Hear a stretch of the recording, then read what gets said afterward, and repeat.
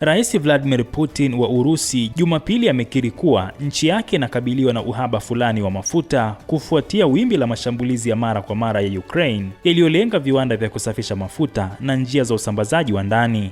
Putin alieleza kuwa mashambulizi hayo dhidi ya miundombinu muhimu, hasa ile ya nishati, yanaleta matatizo, ingawa uhaba huo si mbaya sana. Katika mahojiano yaliyochapishwa na Kremlin, Putin alisema kuwa mashambulizi hayo dhidi ya miundombinu yao yanaleta matatizo na kwamba hilo ni jambo dhahiri. Aliongeza kuwa kwa sasa wanaona uhaba fulani, lakini si uhaba muhimu. Kipaumbele kikuu cha serikali, Putin alisema, ni kuboresha uwezo wa mifumo ya ulinzi wa anga ya Urusi na kuhakikisha kuwa usambazaji wa mafuta unawafikia watumiaji, hasa katika Crimea iliyonyakuliwa, ambapo mamlaka za mitaa zilitangaza hali ya hatari wiki iliyopita. Saa chache kabla, katika hotuba yake kwenye kongamano la chama tawala cha United Russia, Putin alisema ameapa kurejesha usalama na kushinda changamoto zinazoongezeka, huku Ukraine ikiongeza mashambulizi yake ya kulipiza kisasi dhidi ya Urusi.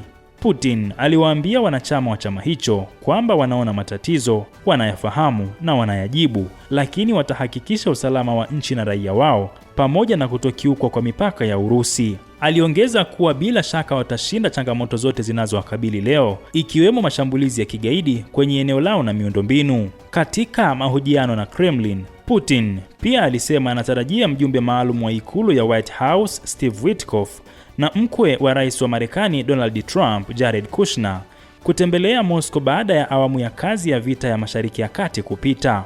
Witkoff na Kushner wamesafiri kwenda Urusi mara kadhaa katika mwaka uliopita kama sehemu ya mazungumzo yaliyosimamiwa na Marekani ya kumaliza vita vya Ukraine.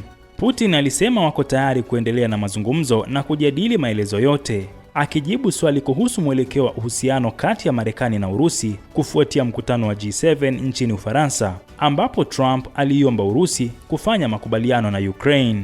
Nikiripotia Rubaza Kimataifa, mimi ni Abdul Nasser Mwita.